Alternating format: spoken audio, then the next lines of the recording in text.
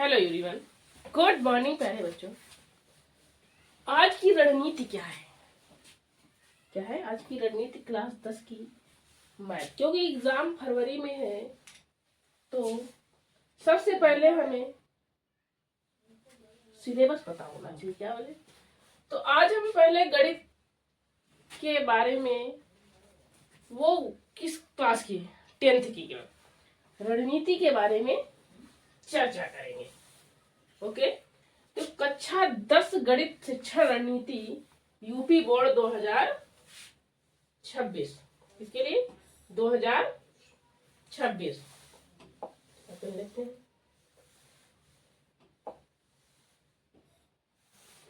2026 के लिए संपूर्ण मार्गदर्शिका।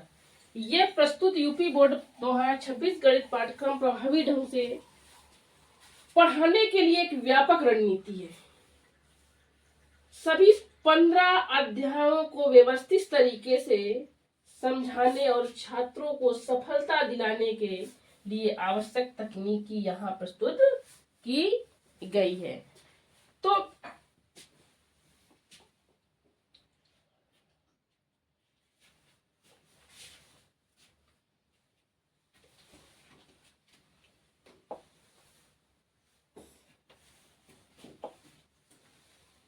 आगे बढ़िए। कुल अध्याय कितने बताए थे? 15। कुल अध्याय कितने पढ़ने? कितने अंक? 100 अंकों की परीक्षा, जिसमें सिद्धांत और व्यवहारिक दोनों शामिल है, यानी प्रैक्टिकल भी इसमें शामिल। प्रैक्टिकल कितने नंबर का होता है? 30 नंबर का। 70 नंबर का पेपर होता है। ठीक, तो ये तो तुम्हें मिलना है। हमें 70 में कितने लाने? कम से कम 69 या 68 इतने होने चाहिए। समय अवधि 10 महीने की शिक्षण अवधि और 2 महीने की समीक्षा अवधि। कितनी? 10 महीने की शिक्षण अवधि और 2 महीने की समीक्षा। पाठ्यक्रम को 3 मुख्य भागों में विभाजित किया गया है। कितने भागों में बच्चों विभाजित किया है? 3 में। और कौन कौन से, ये भी हमें पता होना चाहिए। देखो, एक बीजगणित, ज्यामिति और सांख्यिकी, ये अलजेब्रा, ये ज्योमेट्री, जिसमें क्या बोलते हैं? ज्योमेट्री। ये स्टैटिक्स। ठीक, देखो इसमें तुम्हें क्या पढ़ना है? सांख्यिकी में क्या है? बहुलक, माध्यिका,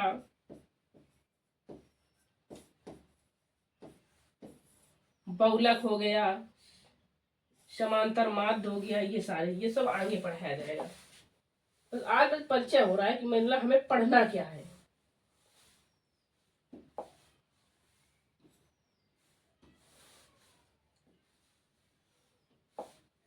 भाग में छात्रों को तार्किक सोच और समस्या समाधान कौशल विकसित करने पर विशेष ध्यान दिया गया है। मतलब इसमें कुल मिला के ये है कि हमें जो समझाना होगा, जो तो बहुत अच्छे से समझाया जाएगा, एक एक क्वेश्चन पढ़ाया जाएगा। अब देखो तीसरे में क्या है? वास्तविक संख्याएं और बहुपद। क्या पढ़ना है? वास्तविक संख्याएं और बहुपद। इसमें देखो क्या क्या आएगा।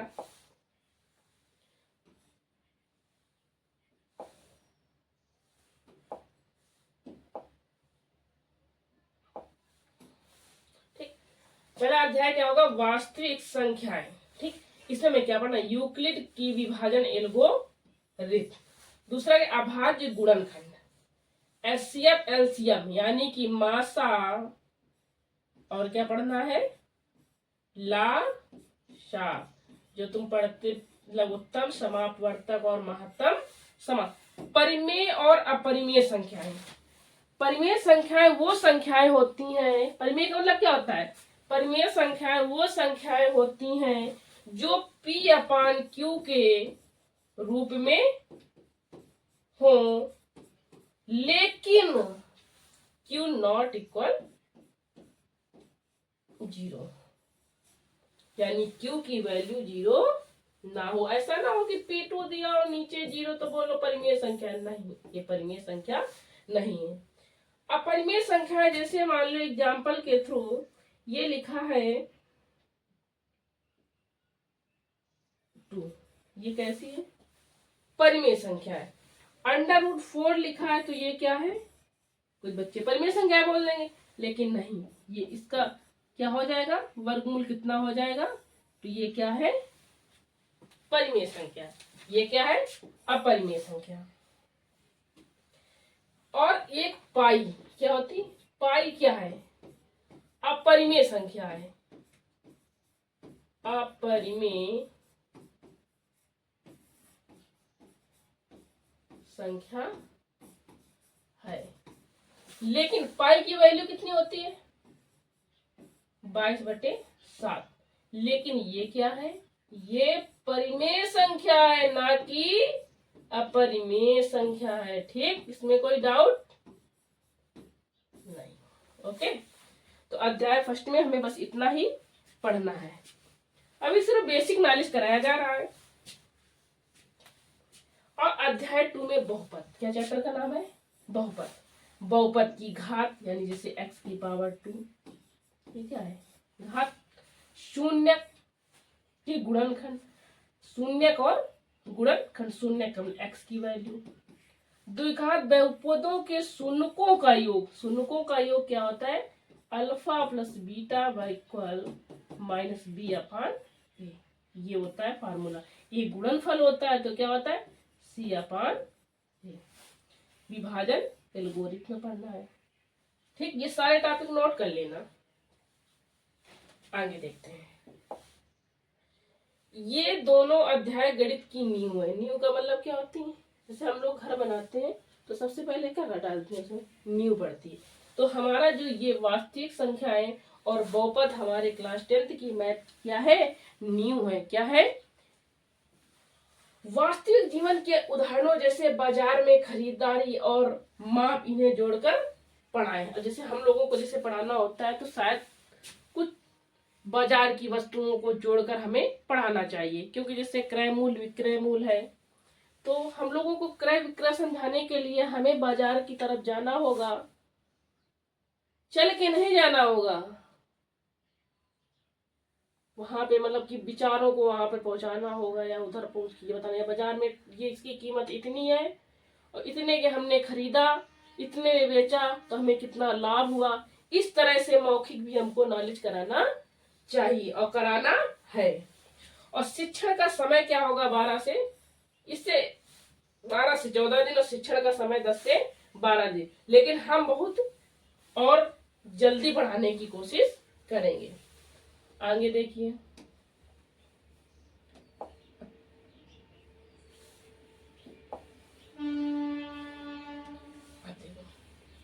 त्रिकोणमिति और निर्देशांक ज्यामिति।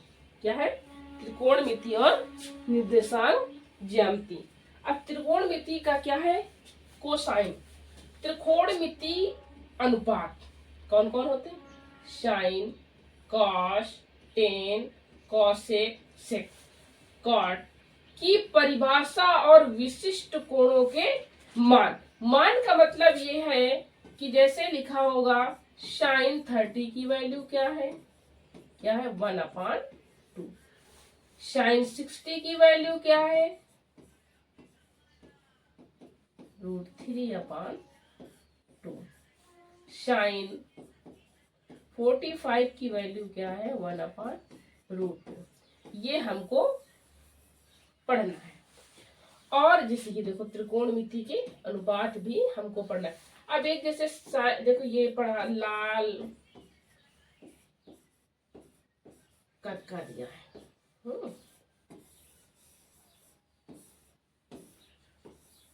यल का मतलब लंब।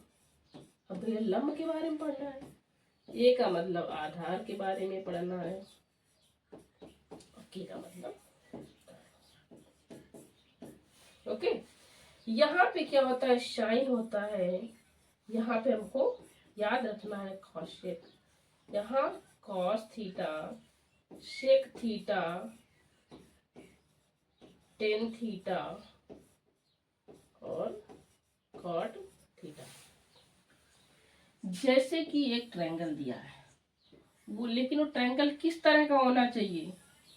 समकोण। कैसा? समकोण त्रिभुज होना चाहिए। कैसा त्रिभुज होना चाहिए? समकोण त्रिभुज। समकोण त्रिभुज मतलब ये 90 अंश का, इसमें कोई दिक्कत। ये मान लो थीटा दिया है, यहाँ ए मान लो, बी मान लो, सी मान लो। जो थीटा के सामने वाली भुजा होती है उसे हम लंब कहते हैं। क्या कहते हैं? लंब। तो थीटा के सामने ये भुजा है तो हमारा लंब क्या हो जाएगा? और ये क्या हो जाएगा? आधार का मतलब जमीन से, तो ये हो जाएगा आधार। तो ये क्या हो जाएगा? कोई दिक्कत? थीटा के सामने जो होता है उसे हम क्या बोलते हैं? लंब। ये हो जाएगा आधार, ये हो जाएगा कर्ण। तो जैसे साइन थीटा फार्मूला बनाना कैसे सीखोगे? साइन थीटा, तो यल के, यल का मतलब लंब, के का मतलब कर्ण। तो लंब क्या है? A B. कर्ण क्या है? ए सी। कोई दिक्कत? इस तरह से हमें इसे पढ़ना है। अब देखो आगे बढ़ते हैं। इतना समझ में आया? अभी कुछ समझाया नहीं जा रहा, सिर्फ बताया जा रहा है कि ये पढ़ना है। पूरा कोण के त्रिकोणमिति अनुपात, पूरा कोण के त्रिकोणमिति अनुपात पढ़ना है। अब देखो निर्देशांक ज्यामिति में दूरी सूत्र, विभाजन सूत्र, त्रिभुज का क्षेत्रफल, कार्तीय तल पर बिंदुओं का स्थान और सरल रेखा का समीकरण, ये पढ़ना है। तो दूरी का सूत्र क्या होता है? Under root. ये सब जब टॉपिक शुरू होगा तब पढ़ाया जाएगा।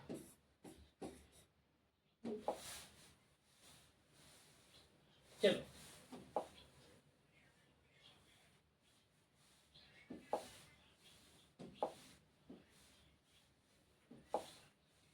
दूरी का सूत्र,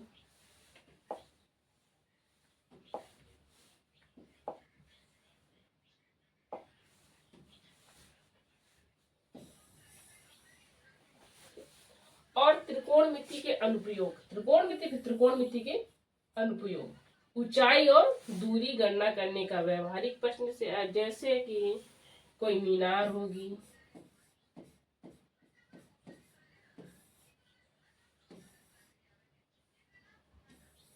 फिगर देखो, फिगर ऐसे बनते हैं। एक ये फिगर बन जाएगा, एक साधारण फिगर बने। अवनमन, इसमें क्या ऊंचाई और दूरी में दो चीजें नोट रखना है। एक अवनमन कोण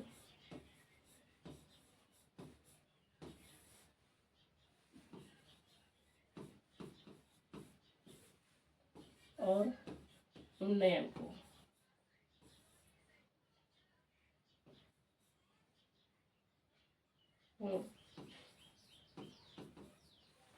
जैसे हम नीचे से ऊपर की ओर देखें तो ये क्या होगा? उन्नयन कोण। क्या होगा? उन्नयन कोण। और ऊपर से हम नीचे देखें तो क्या होगा? अवनमन कोण।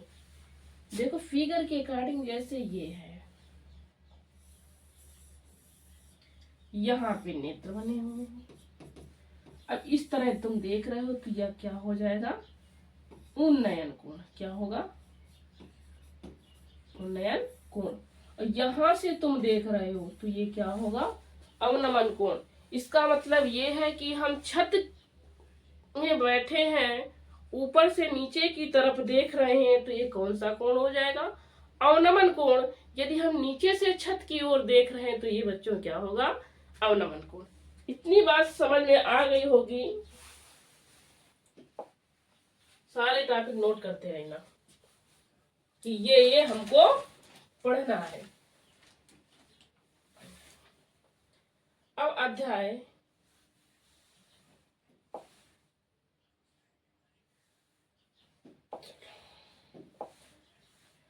अब क्या पढ़ना, द्विघात समीकरण। A x square plus B x plus C equal 0 के रूप के समीकरणों को हल कीजिए। एक होता है गुणनखंड विधि, जो साधारण पढ़ाया गया है कक्षा 8 में, ऐसे करके दिया होगा। तो ये क्या हो जाएगा, एक्स स्क्वायर, इसको जो मल्टीप्लाई किया था 4 में, मतलब इसका मतलब क्या होता है, इसका इसमें मल्टीप्लाई किया तो 4 आया। 4 को ऐसे तोड़ना है कि जोड़े या घटाएं, क्या आ जाए 4, और मल्टीप्लाई करें तो क्या आ जाए 4, इस तरह। तो ये क्या हो जाएगा, एक्स स्क्वायर, ठीक, वही लिखा है, मैं लिखा यही रूप, ठीक। इसमें कॉमन ले लो, फैक्टर करना है तो क्या करोगे, इसमें कॉमन ले लो, तो ये क्या आ जाएगा, x plus 2 x minus x plus 2, x equal हो जाएगा माइनस को 2, एक्स इक्वल हो जाएगा माइनस का, इसके सामने 0 लगा दो। गुणनखंड विधि से यदि एक्स, इसका मतलब कि यही लिखा है, इसलिए तुमको ये हम ऐड करके बताया।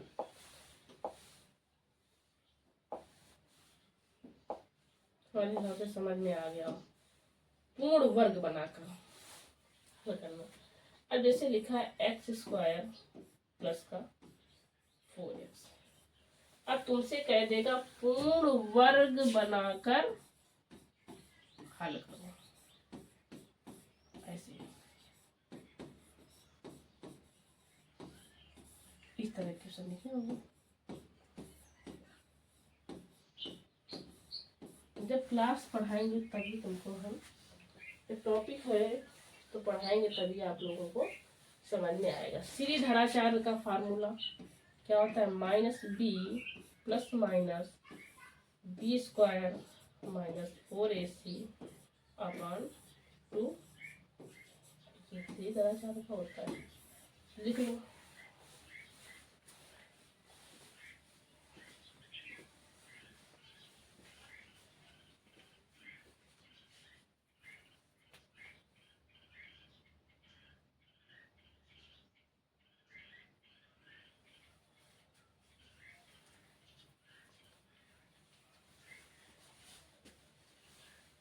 सब लोग रिप्लाई देना, समझ में आया कि नहीं कमेंट्स में जरूर बताना, क्योंकि हम बहुत स्लो भी पढ़ा रहे हैं और समझा कर एक बात पढ़ रहे हैं। अब आगे की ओर बढ़ते हैं। अगला टॉपिक है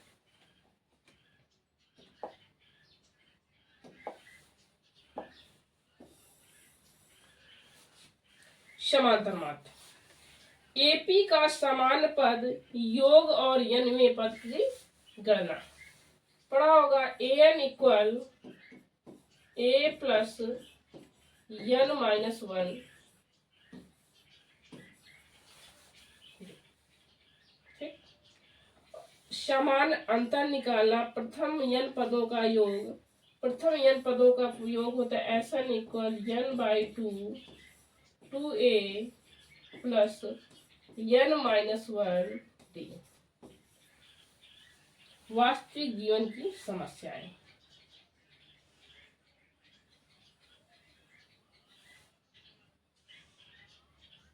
ठीक, हम समझना, ये नोट कर लो। तो मतलब कि जो चैप्टर है उनको जरूर नोट करते रहना।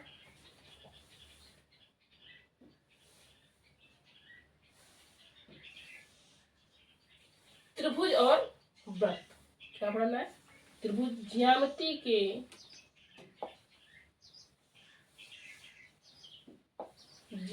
के मूलभूत तत्व। इसमें क्या पढ़ना है, त्रिभुज। त्रिभुज जानते हो,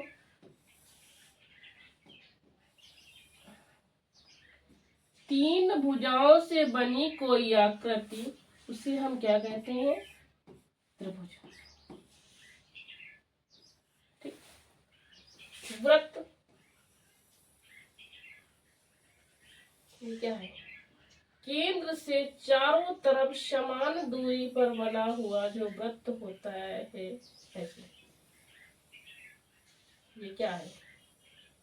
वृत्त। यहाँ से क्या केंद्र क्या होगा?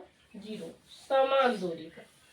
और जब ये चैप्टर पढ़ाया जाएगा तो इसमें डीपली से बताया जाएगा कि क्या क्या पढ़ना है, कौन सा व्रत, तो पूरे टॉपिक को बहुत अच्छे से पढ़ाया जाएगा। लेकिन अभी तो सिर्फ क्या पढ़ना है ये हम लोग पढ़ रहे हैं।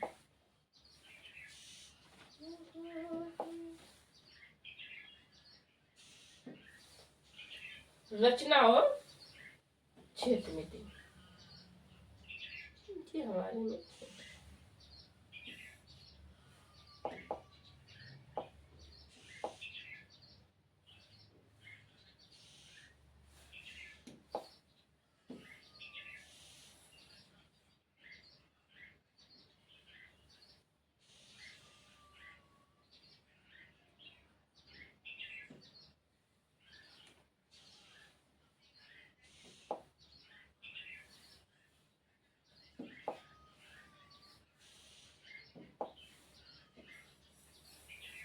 देखो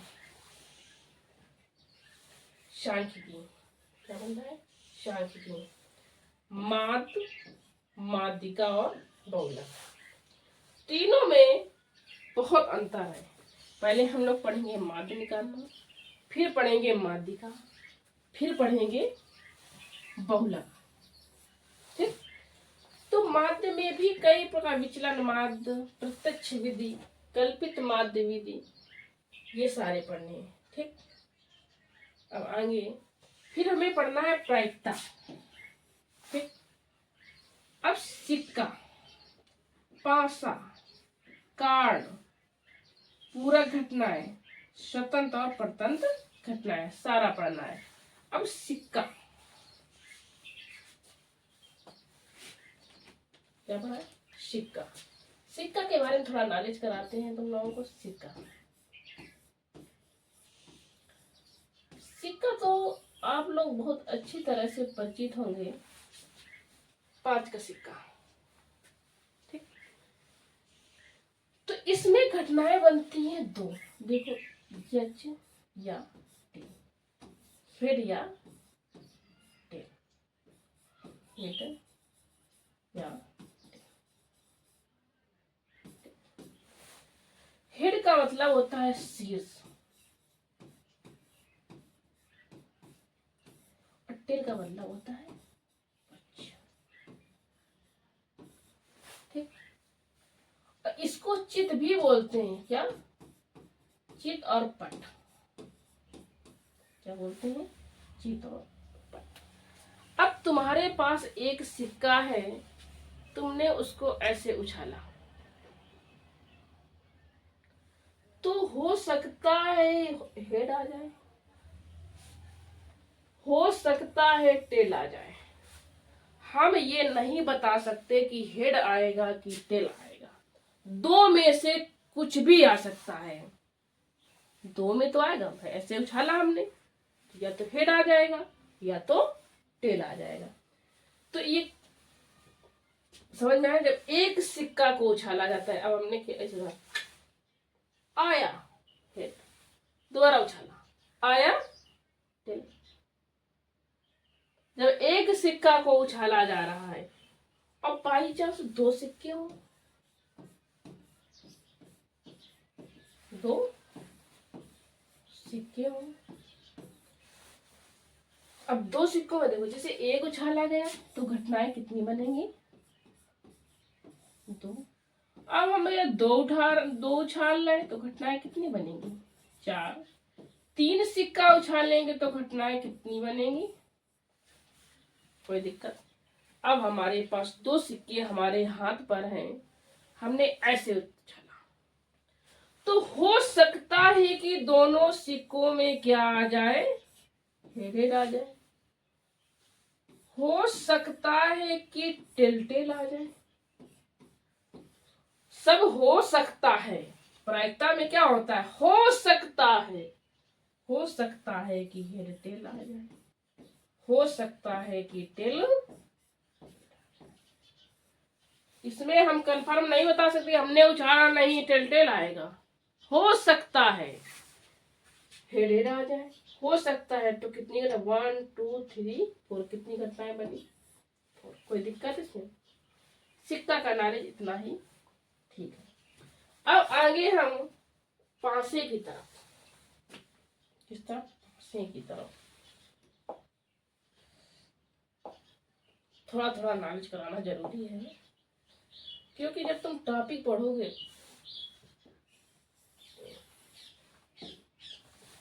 अब देखो सिक्का पड़ गया, पासा देखो, पासा तुम लूडो, क्या होता है, लूडो खेलते हो, लूडो खेलते हो, सही बच्चे खेलते होंगे। तो इसको क्या बोलते हैं, पासा। यदि पासा एक बार उछाला जाए तो घटनाएं कितनी बनेंगी, 6। 2 बार उछाला जाए तो कितनी बनेंगी, 36। 3 बार उछाला जाए, इसी प्रकार। अब हमने सिक्का उछाला तो हो सकता है 1 आए, हो सकता है 2 आए, हो सकता है 3 आए, हो सकता है 4 आए, हो सकता है 5 आए, हो सकता है। जब पासे को एक बार उछाला जाता है तो हो सकता है 1 आए, हो सकता है 2 आए, 3 4 5 आए। ठीक, इंग्लिश में जब 1 2 3 4 5 6 कुछ भी आ सकता है। अब बाई चांस 2 पासों को एक साथ उछाला जाए, 2 पासों को एक साथ उछाला जाए तो हो सकता है कि 1 1 आ जाए, हो सकता है, हो सकता है 2 2 आ जाए, हो सकता है 3 3 आ जाए, हो सकता है 4 4 आ जाए, हो सकता है कि 5 5 आ जाए, हो सकता है कि 6 6 आ जाए। सब हो सकता है, हो सकता है 1 2 आ जाए, हो सकता है 1 3 आ जाए, हो सकता है 1 4 आ जाए, हो सकता है 1 6, फिर 2 1 2 2 2 3 4, क्योंकि 2 2 लिख चुका था, दोबारा थोड़ा लिखा जाएगा। 2 6 3 1 3 2 3 4 3 5 3 6 4 1 4 2 4 3 4 5 4 6 5 1 5 2 5 3 5 4 6 1 6 2 6 3 6 4 6 5, एंट्री दो। 1 2 3 4 5 6 7 8 9 10 11 12 13 14 15 18 19 20 21 23 24 25 26 27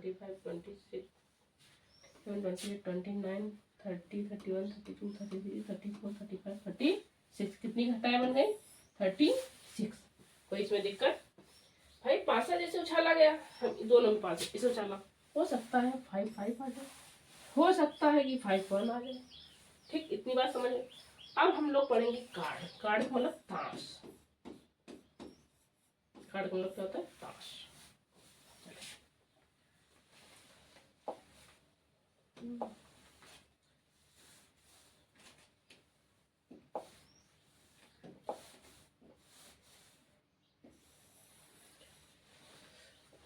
ये क्या है, ताश, पत्ता।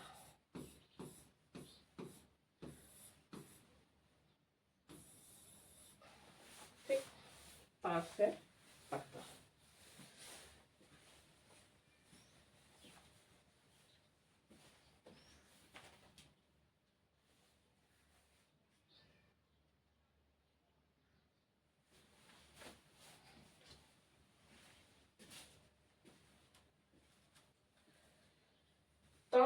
पत्ता। अच्छा, टोटल पत्ता कितने होते हैं? 52। कितने होते हैं? 52।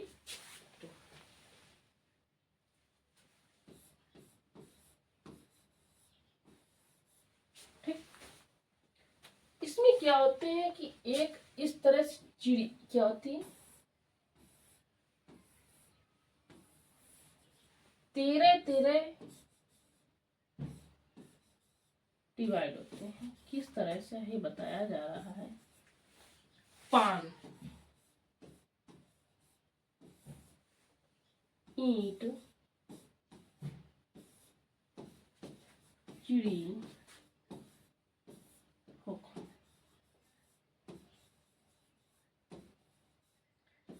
जब प्रायिकता पढ़ाई जाएगी, चैप्टर जब पढ़ाया जाएगा, 15 चैप्टर है, जब प्रायिकता पढ़ाई जाएगी तो हम आप लोगों को पान के पत्ते और ईंट के पत्ते और चिड़ी और हुक्म से अच्छी तरह से परिचित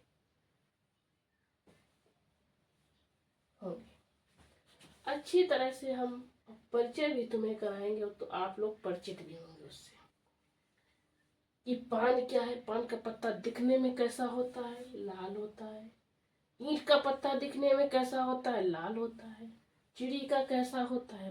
काला होता है। हुक्म का कैसा होता है? काला होता है। तो सबसे पहले पूरे 52 पत्ते होते हैं। उन 52 पत्तों में 13 4 भागों में डिवाइड किया जाता है। 13 पत्ते पान के होते हैं और 13 ईंट के होते हैं और 13 चिड़ी के होते हैं और 13 हुक्म के होते हैं। ठीक, अब लाल पत्ता की बात आए, जो पान का पत्ता होता है लाल होता है।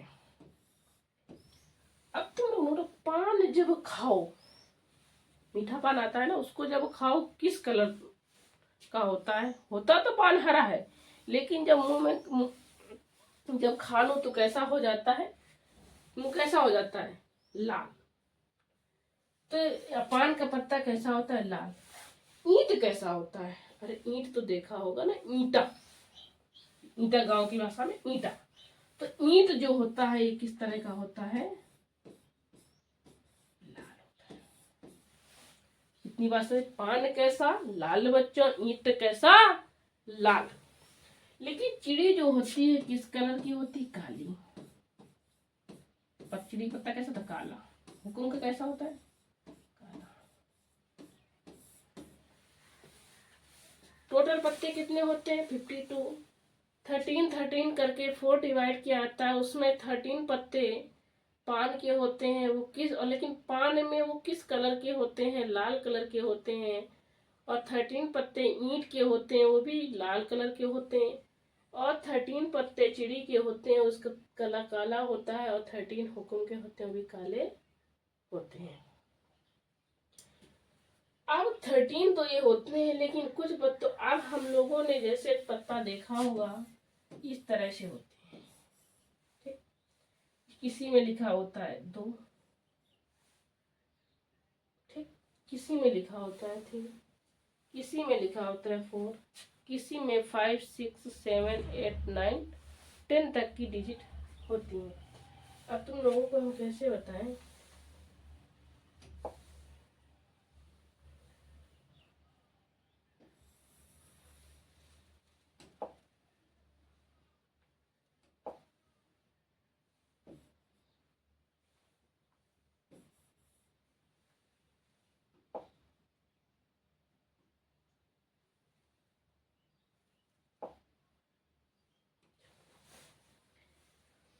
अब एक होता है, अब देखो इसमें देखना, एक ए लिखा होता है। ठीक, पत्ते में क्या लिखा होता है? ए। तो इसमें इसको बोलते हैं इक्का। क्या बोलते हैं? इक्का। इक्का के पत्ते होते हैं। और फिर लिखा होता है के, जे, क्यू। ये इन लोगों को बोलते हैं, तस्वीर बनी होती है। क्या बनी होती है? सारे पत्ते कितने कितने के होते हैं? 4। ये भी 4, ये भी 4। इनको बोलते हैं तस्वीर वाले तस्वीर वाले पत्ते या चित्र। ठीक,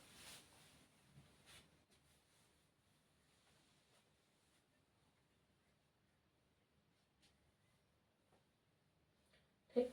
के को हम बोलते हैं बादशाह, इसको क्यों को बोलते हैं बेगम, इसको बोलते हैं गुलाम। ठीक, इसी तरह 2 से लेकर 10 तक डिजिट के लिखी होती है हर पत्ते में। तो 2 के कितने हो गए 4, 3 के 4, 4 के 4, 5 4, 6 4, 7 4, 8 4, 9 4, 10 के 4। 10 को जैसे हम बोलते हैं दहला, दहला की बात आ जाएगी तो तुम क्या बोलोगे, 10 को हम क्या बोलेंगे, दहला। इसमें कोई दिक्कत हमारे हिसाब से इसमें कोई प्रॉब्लम नहीं होगी। अब ये 4 पत्ते होते तो हैं, लेकिन इसमें क्या होता है, ये 4 किस किस टाइप के होते हैं। इसमें एक होगा ईंट का, एक पान, हुकुम, चिड़ी।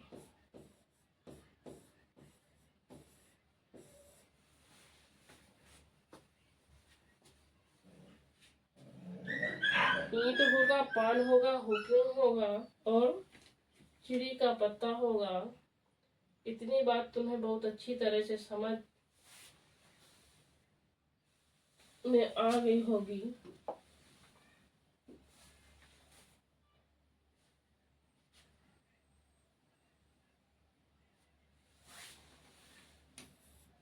एक बार फिर से तुमको अच्छी तरह से रणनीति का सब लोग नोट करते रहना। कक्षा 10 गणित शिक्षण रणनीति यूपी बोर्ड 2026 के लिए संपूर्ण मार्गदर्शिका। ये प्रस्तुत यूपी बोर्ड 2026 के गणित पाठ्यक्रम को प्रभावी ढंग से पढ़ाने के लिए एक व्यापक रणनीति प्रदान करती है। सभी 15 अध्यायों को व्यवस्थित तरीके से समझाने और छात्रों को सफलता दिलाने के लिए आवश्यक तकनीकी यहाँ प्रस्तुत की गई है। Maths by Sonam Tripathi, channel का क्या नाम है, maths by Sonam Tripathi.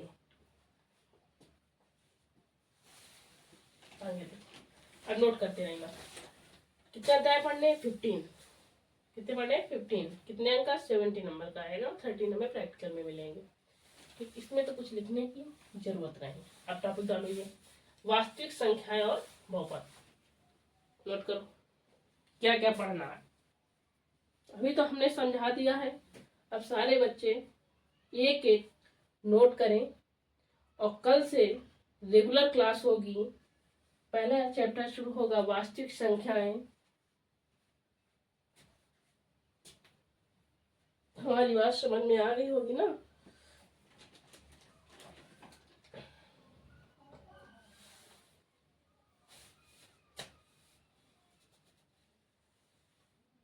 Note कर लिया। इसके बाद त्रिकोणमिति,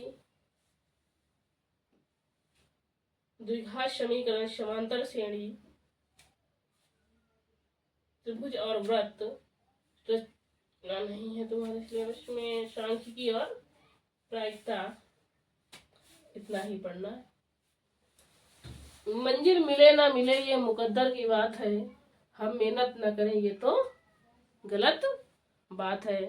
तो मेरा चैनल का नाम मैथ्स बाय सोनम त्रिपाठी है और हम बिल्कुल जीरो से हम क्या करेंगे, आप लोगों को जीरो से हीरो बनाना चाहते हैं।